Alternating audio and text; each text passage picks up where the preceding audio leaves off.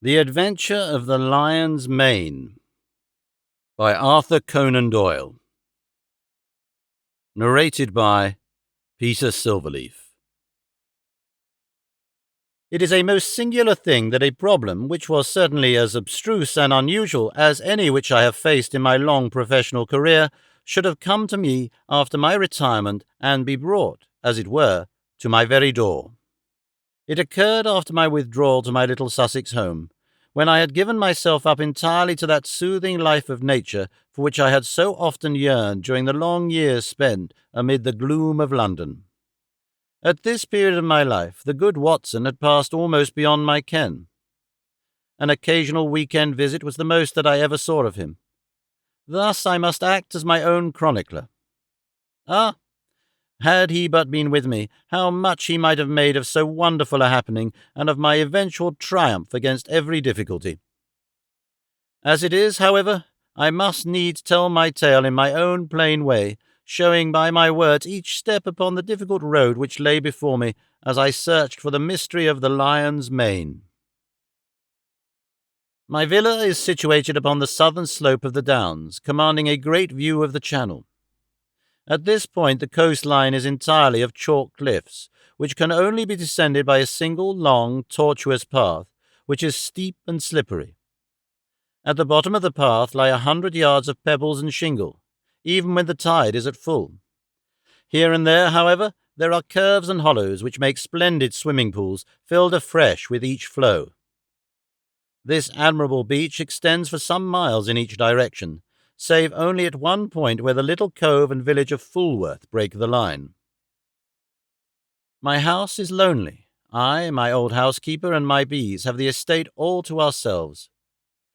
Half a mile off, however, is old Harold Stackhurst's well-known coaching establishment, the Gables, quite a large place, which contains some score of young fellows preparing for various professions with a staff of several masters.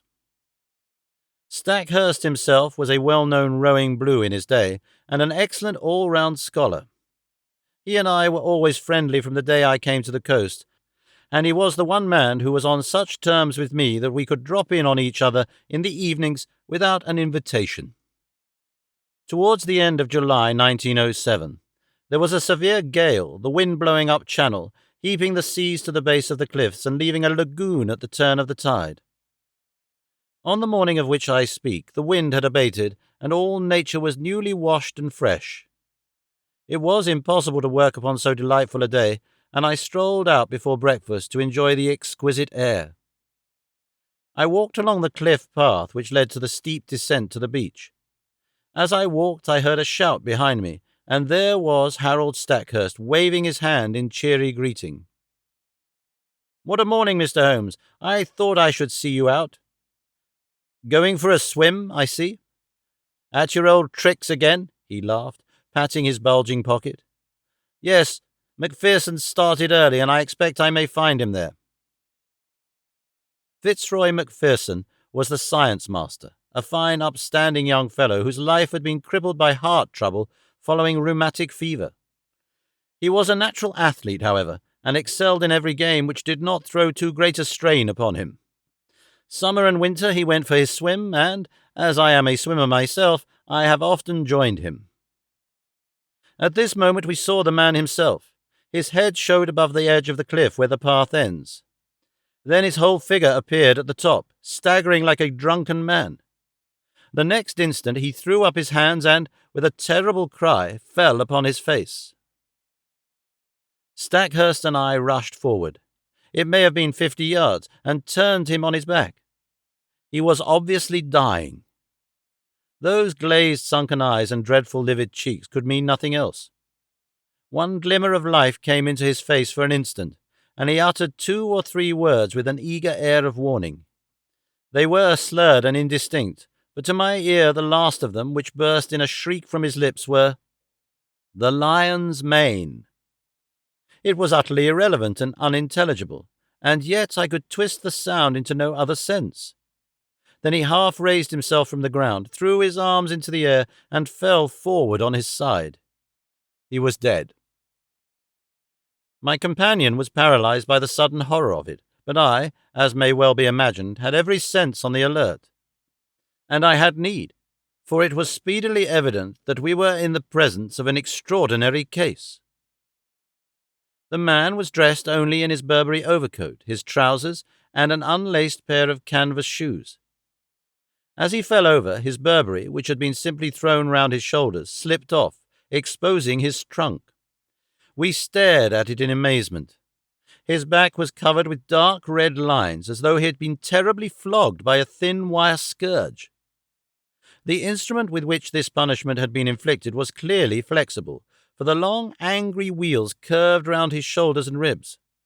There was blood dripping down his chin, for he had bitten through his lower lip in the paroxysm of his agony. His drawn and distorted face told how terrible that agony had been.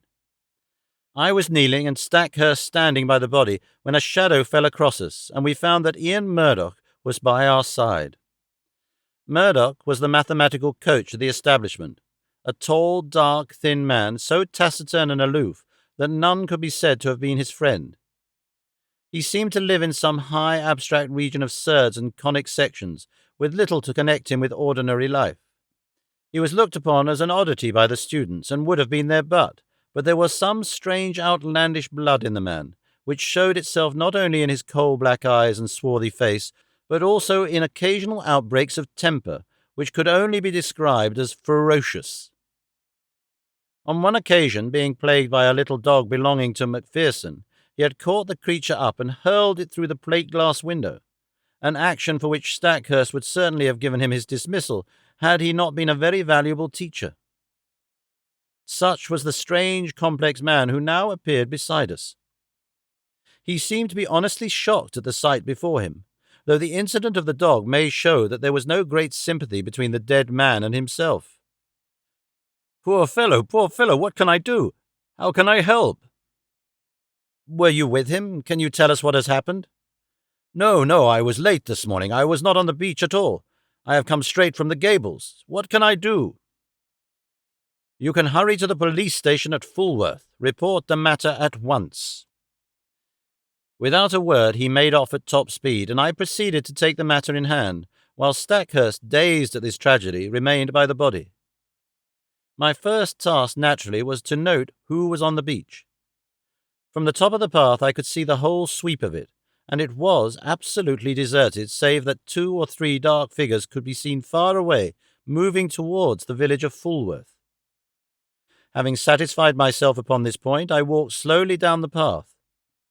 There was clay or soft marl mixed with the chalk, and every here and there I saw the same footstep, both ascending and descending.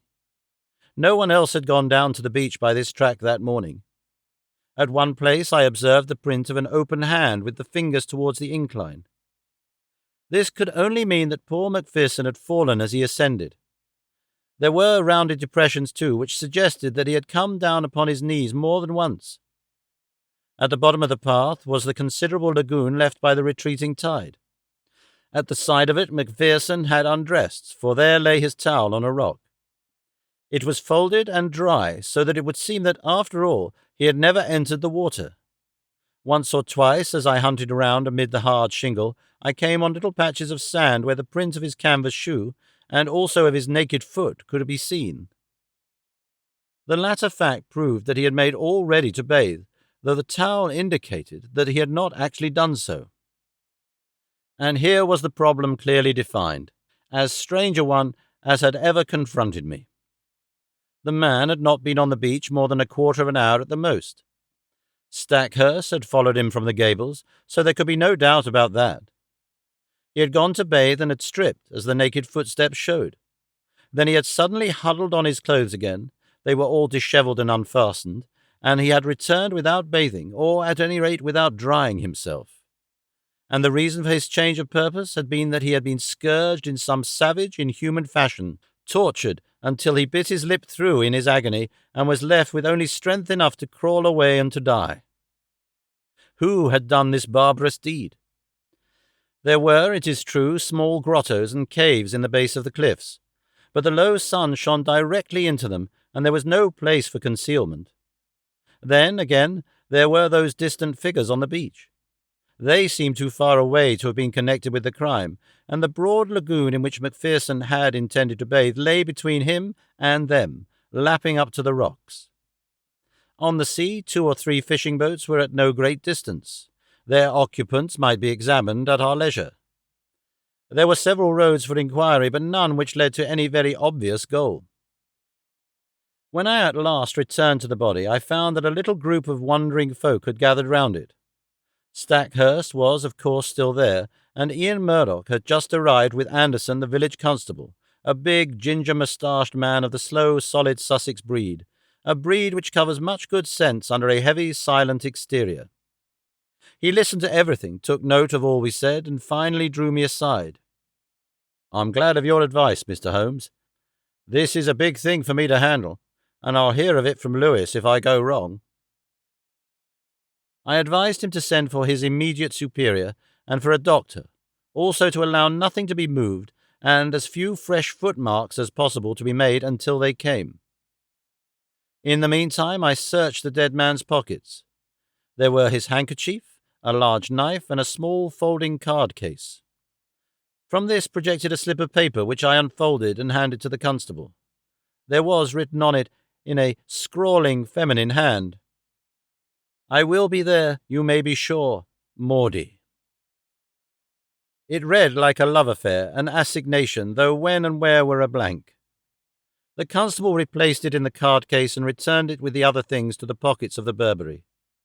Then, as nothing more suggested itself, I walked back to my house for breakfast, having first arranged that the base of the cliffs should be thoroughly searched. Stackhurst was round in an hour or two to tell me that the body had been removed to the Gables, where the inquest would be held. He brought with him some serious and definite news. As I expected, nothing had been found in the small caves below the cliff, but he had examined the papers in Macpherson's desk, and there were several which showed an intimate correspondence with a certain Miss Maud Bellamy of Fulworth.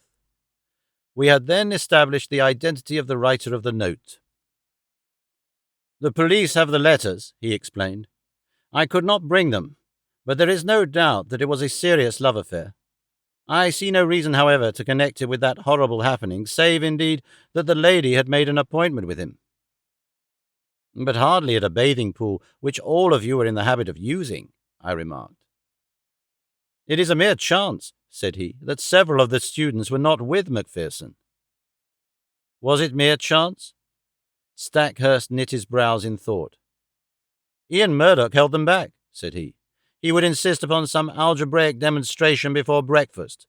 Poor chap, he is dreadfully cut up about it all." "And yet I gather they were not friends."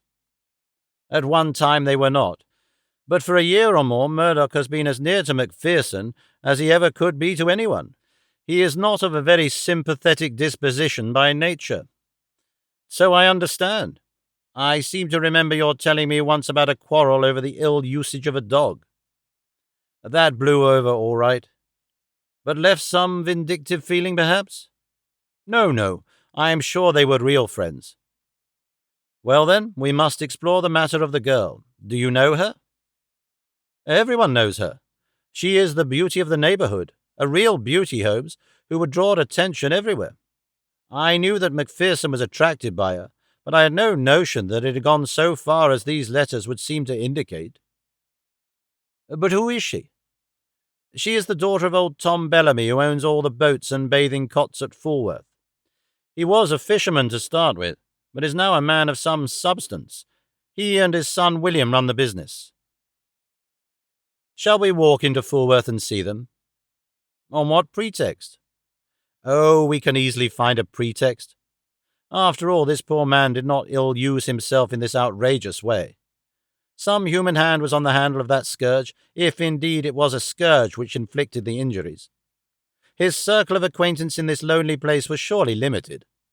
Let us follow it up in every direction, and we can hardly fail to come upon the motive, which in turn should lead us to the criminal." It would have been a pleasant walk across the thyme-scented downs had our minds not been poisoned by the tragedy we had witnessed. The village of Fulworth lies in a hollow curving in a semicircle round the bay. Behind the old-fashioned hamlet, several modern houses have been built upon the rising ground. It was to one of these that Stackhurst guided me. That's the Haven, as Bellamy called it, the one with the corner tower and slate roof. Not bad for a man who started with nothing but— By Jove, look at that! The garden gate of the Haven had opened and a man had emerged. There was no mistaking that tall, angular, straggling figure. It was Ian Murdoch, the mathematician. A moment later we confronted him upon the road. "Hello," said Stackhurst. The man nodded, gave us a sideways glance from his curious dark eyes, and would have passed us, but his principal pulled him up. "What were you doing there?" he asked. Murdoch's face flushed with anger. "I am your subordinate, sir, under your roof. I am not aware that I owe you any account of my private actions." Stackhurst's nerves were near the surface after all he had endured. Otherwise, perhaps, he would have waited.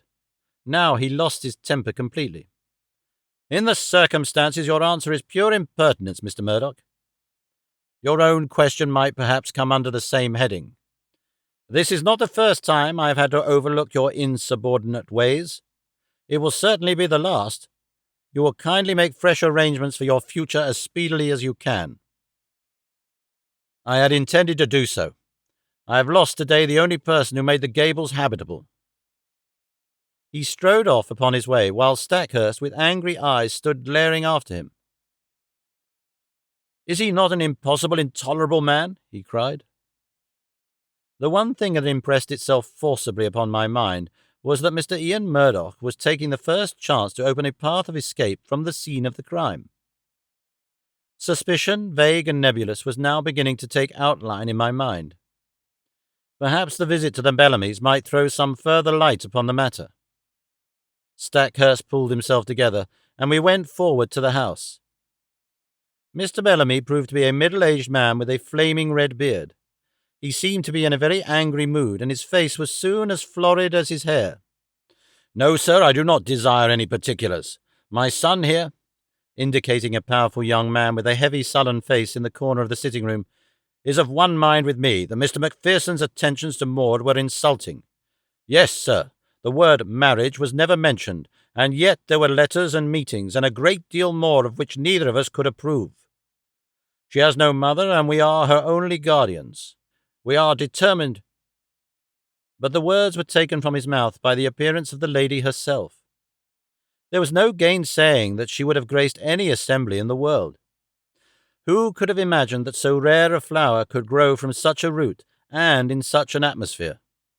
Women have seldom been an attraction to me, for my brain has always governed my heart, but I could not look upon her perfect, clear-cut face, with all the soft freshness of the downlands in her delicate colouring, without realizing that no young man would cross her path unscathed. She was the girl who had pushed open the door and stood now, wide-eyed and intense, in front of Harold Stackhurst. "I know already that Fitzroy is dead," she said. "Do not be afraid to tell me the particulars." "This other gentleman of yours let us know the news," explained the father. "There is no reason why my sister should be brought into the matter," growled the younger man. The sister turned a sharp, fierce look upon him. "This is my business, William. Kindly leave me to manage it in my own way. By all accounts there has been a crime committed. If I can help to show who did it, it is the least I can do for him who is gone." She listened to a short account from my companion, with a composed concentration which showed to me that she possessed strong character as well as great beauty. Maud Bellamy will always remain in my memory as a most complete and remarkable woman. It seems that she already knew me by sight, for she turned to me at the end. "Bring them to justice, Mr. Holmes. You have my sympathy and my help, whoever they may be." It seemed to me that she glanced defiantly at her father and brother as she spoke. "Thank you," said I. "I value a woman's instinct in such matters. You use the word they. You think that more than one was concerned?" I knew Mr. Mcpherson well enough to be aware that he was a brave and a strong man. No single person could ever have inflicted such an outrage upon him. Might I have one word with you alone? I tell you, Maud, not to mix yourself up in the matter, cried her father angrily. She looked at me helplessly. What can I do? The whole world will know the facts presently, so there can be no harm if I discuss them here, said I. I should have preferred privacy, but if your father will not allow it, he must share the deliberations. Then I spoke of the note which had been found in the dead man's pocket. It is sure to be produced at the inquest. May I ask you to throw any light upon it that you can? I see no reason for mystery, she answered. We were engaged to be married, and we only kept it a secret because Fitzroy's uncle, who is very old and said to be dying, might have disinherited him if he had married against his wish. There was no other reason. You could have told us, growled Mr. Bellamy. So I would, father, if you had ever shown sympathy. I object to my girl picking up with men outside her own station. It was your prejudice against him which prevented us from telling you. As to this appointment, she fumbled in her dress and produced a crumpled note. It was in answer to this. Dearest, ran the message, the old place on the beach just after sunset on Tuesday. It is the only time I can get away. F.M. Tuesday was today, and I had meant to meet him tonight. I turned over the paper. This never came by post. How did you get it? I would rather not answer that question. It has really nothing to do with the matter which you are investigating, but anything which bears upon that I will most freely answer. She was as good as her word, but there was nothing which was helpful in our investigation. She had no reason to think that her fiancé had any hidden enemy, but she admitted that she had had several warm admirers. May I ask if Mr. Ian Murdoch was one of them? She blushed and seemed confused. There was a time when I thought he was, but that was all changed when he understood the relations between Fitzroy and myself. Again, the shadow round this strange man seemed to me to be taking more definite shape. His record must be examined. His rooms must be privately searched. Stackhurst was a willing collaborator, for in his mind also suspicions were forming. We returned from our visit to the Haven with the hope that one free end of this tangled skein was already in our hands. A week passed. The inquest had thrown no light upon the matter and had been adjourned for further evidence. Stackhurst had made discreet inquiry about his subordinate, and there had been a superficial search of his room, but without result. Personally, I had gone over the whole ground again, both physically and mentally, but with no new conclusions. In all my chronicles the reader will find no case which brought me so completely to the limit of my powers. Even my imagination could conceive no solution to the mystery. And then there came the incident of the dog. It was my old housekeeper who heard of it first, by that strange wireless by which such people collect the news of the countryside. "Sad story this, sir, about Mcpherson's dog," said she one evening. I do not encourage such conversations, but the words arrested my attention. What of Mr. Mcpherson's dog? Dead, sir. Died of grief for its master. Who told you this? Why, sir, everyone is talking of it. It took on terrible and has eaten nothing for a week. Then today 2 of the young gentlemen from the Gables found it dead, down on the beach, sir, at the very place where its master met its end. At the very place. The words stood out clear in my memory. Some dim perception that the matter was vital rose in my mind. That the dog should die was after the beautiful, faithful nature of dogs. But in the very place, why should this lonely beach be fatal to it? Was it possible that it also had been sacrificed to some revengeful feud? Was it possible? Yes, the perception was dim, but already something was building up in my mind. In a few minutes I was on my way to the Gables, where I found Stackhurst in his study. At my request, he sent for Sudbury and Blount, the two students who had found the dog. Yes, it lay on the very edge of the pool, said one of them. It must have followed the trail of its dead master. I saw the faithful little creature, an Airedale terrier, laid out upon the mat in the hall. The body was stiff and rigid, the eyes projecting and the limbs contorted. There was agony in every line of it. From the gables I walked down to the bathing pool. The sun had sunk, and the shadow of the great cliff lay black across the water, which glimmered dully like a sheet of lead. The place was deserted, and there was no sign of life save for two seabirds circling and screaming overhead. In the fading light I could dimly make out the little dog's spoor upon the sand round the very rock on which his master's towel had been laid. For a long time I stood in deep meditation while the shadows grew darker around me. My mind was filled with racing thoughts. You have known what it is to be in a nightmare in which you feel that there is some all-important thing for which you search, and which you know is there, though it remains forever just beyond your reach. That was how I felt that evening as I stood alone by that place of death. Then, at last, I turned and walked slowly homeward. I had just reached the top of the path when it came to me. Like a flash, I remembered the thing for which I had so eagerly and vainly grasped. You will know, or Watson has written in vain, that I hold a vast store of out-of-the-way knowledge without scientific system, but very available for the needs of my work.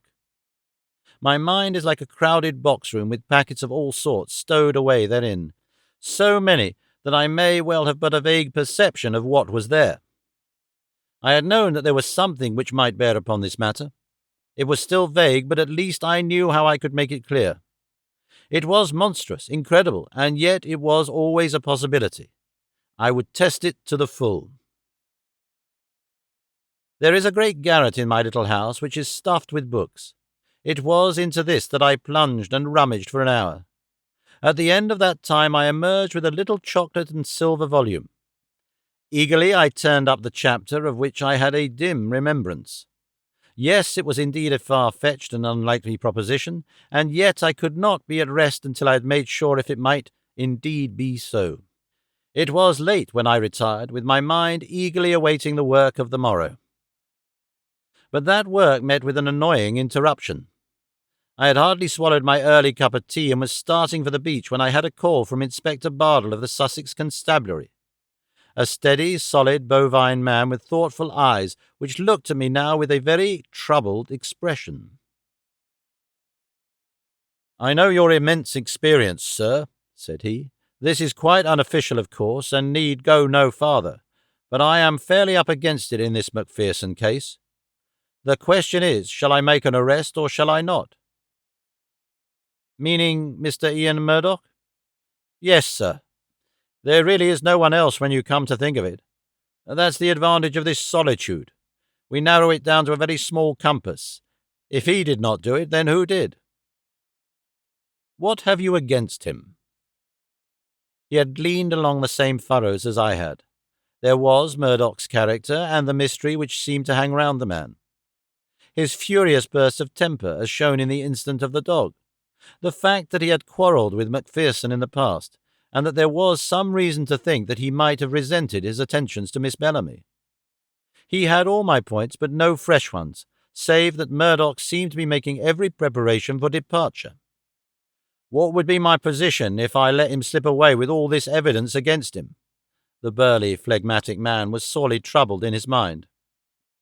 "Consider," I said, "all the essential gaps in your case.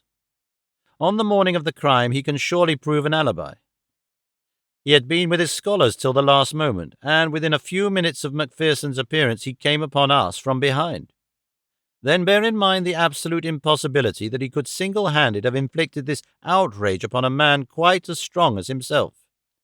Finally, there is this question of the instrument with which these injuries were inflicted. What could it be but a scourge or flexible whip of some sort?" "Have you examined the marks?" I asked. "I have seen them, so has the doctor. But I have examined them very carefully with a lens. They have peculiarities." "What are they, Mr. Holmes?" I stepped to my bureau and brought out an enlarged photograph. "This is my method in such cases," I explained. "You certainly do things thoroughly, Mr. Holmes." "I should hardly be what I am if I did not. Now let us consider this wheal which extends round the right shoulder. Do you observe nothing remarkable?" "I can't say I do." "Surely it is evident that it is unequal in its intensity. There is a dot of extravasated blood here, and another there. There are similar indications in this other wheal down here. What can that mean?" "I have no idea. Have you?" "Perhaps I have. Perhaps I haven't. I may be able to say more soon. Anything which will define what made that mark will bring us a long way towards the criminal." "It is, of course, an absurd idea," said the policeman. "But if a red-hot net of wire had been laid across the back, then these better marked points would represent where the meshes crossed each other. A most ingenious comparison. Or shall we say a very stiff cat-o'-nine-tails with small hard knots upon it? By Jove, Mr. Holmes, I think you have hit it. Or there may be some very different cause, Mr. Bardell. But your case is far too weak for an arrest. Besides, we have those last words, the lion's mane. I have wondered whether Ian— Yes, I have considered that. If the second word had borne any resemblance to Murdoch, but it did not. He gave it almost in a shriek. I am sure that it was Maine. Have you no alternative, Mr. Holmes?" "Perhaps I have, but I do not care to discuss it until there is something more solid to discuss."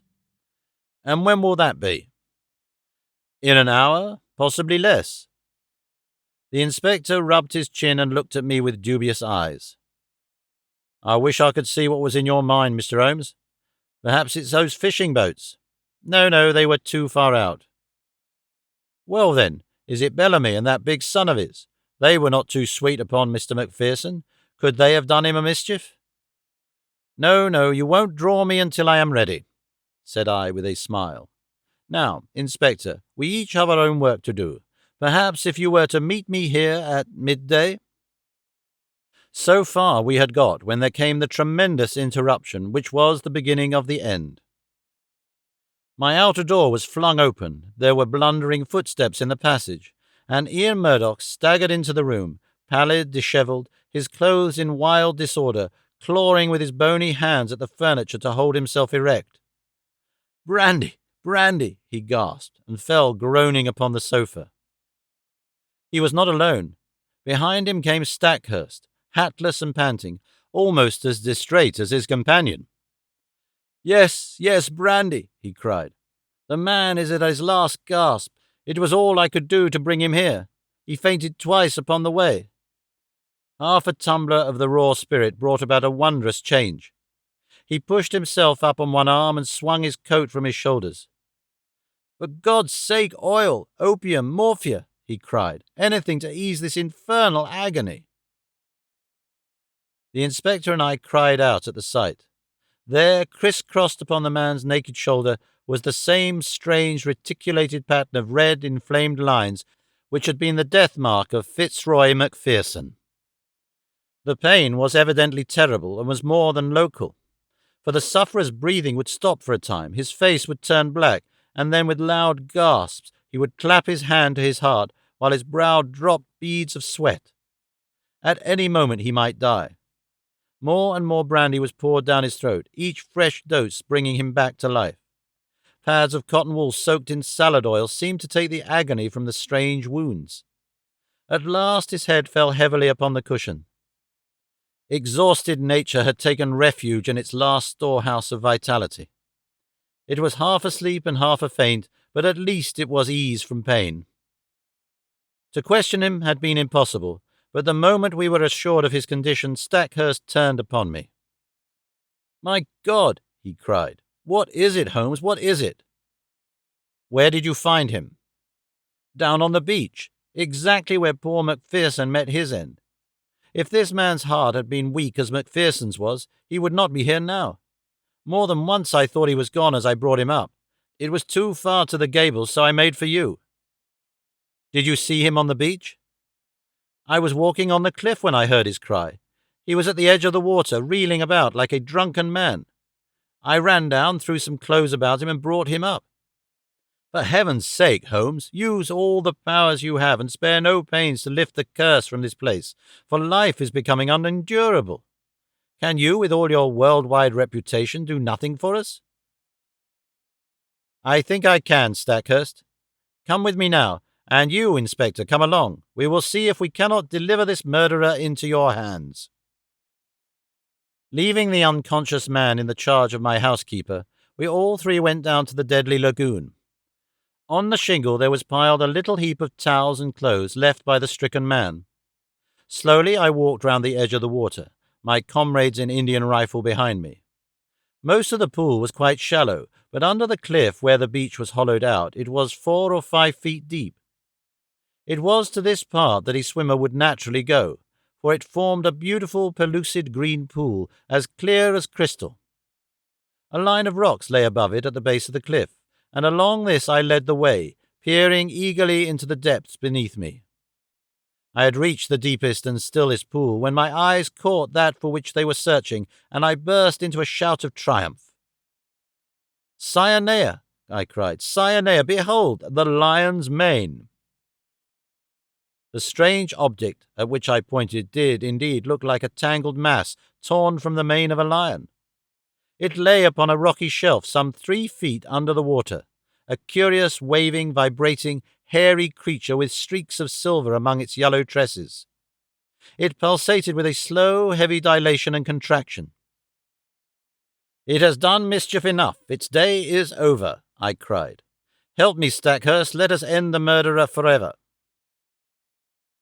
There was a big boulder just above the ledge, and we pushed it until it fell with a tremendous splash into the water. When the ripples had cleared, we saw that it had settled upon the ledge below. One flapping edge of yellow membrane showed that our victim was beneath it. A thick, oily scum oozed out from below the stone and stained the water round, rising slowly to the surface. "Well, this gets me," cried the inspector. "What is it, Mr. Holmes? I'm born and bred in these parts, but I never saw such a thing. It don't belong to Sussex." "Just as well for Sussex," I remarked. "It may have been the southwest gale that brought it up. Come back to my house, both of you, and I will give you the terrible experience of one who has good reason to remember his own meeting with the same peril of the seas." When we reached my study, we found that Murdoch was so far recovered that he could sit up. He was dazed in mind, and every now and then was shaken by a paroxysm of pain.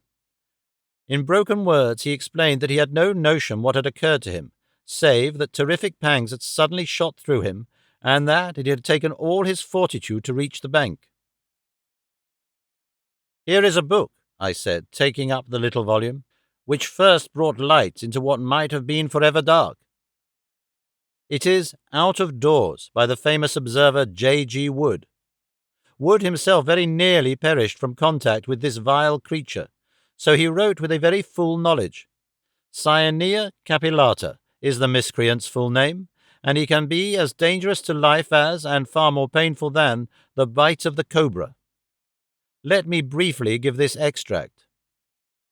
If the bather should see a loose, roundish mass of tawny membranes and fibres, something like very large handfuls of lion's mane and silver paper, let him beware, for this is the fearful stinger Cyanea capillata. Could our sinister acquaintance be more clearly described? He goes on to tell of his own encounter with one when swimming off the coast of Kent. He found that the creature radiated almost invisible filaments to the distance of 50 feet, and that anyone within that circumference from the deadly centre was in danger of death. Even at a distance the effect upon Wood was almost fatal. The multitudinous threads caused light scarlet lines upon the skin, which on closer examination resolved into minute dots or pustules, each dot charged, as it were, with a red-hot needle making its way through the nerves. The local pain, as he explains, the least part of the exquisite torment. Pangs shot through the chest, causing me to fall as if struck by a bullet. The pulsation would cease, and then the heart would give 6 or 7 leaps, as if it would force its way through the chest. It nearly killed him, although he had only been exposed to it in the disturbed ocean, and not in the narrow, calm waters of a bathing pool. He says that he could hardly recognize himself afterwards, so white, wrinkled, and shriveled was his face. He gulped down brandy, a whole bottleful, and it seems to have saved his life. There is the book, Inspector. I leave it with you, and you cannot doubt that it contains a full explanation of the tragedy of poor Mcpherson." "And incidentally exonerates me," remarked Ian Murdoch with a wry smile. "I do not blame you, Inspector, nor you, Mr. Holmes, for your suspicions were natural. I feel that on the very eve of my arrest I have only cleared myself by sharing the fate of my poor friend." "No, Mr. Murdoch, I was already upon the track, and had I been out as early as I intended, I might well have saved you from this terrific experience." "But how did you know, Mr. Holmes?" "I am an omnivorous reader with a strangely retentive memory for trifles. That phrase, 'the lion's mane,' haunted my mind. I knew that I had seen it somewhere in an unexpected context. You have seen that it does describe the creature. I have no doubt that it was floating on the water when Mcpherson saw it, and that this phrase was the only one by which he could convey to us a warning as to the creature which had been his death."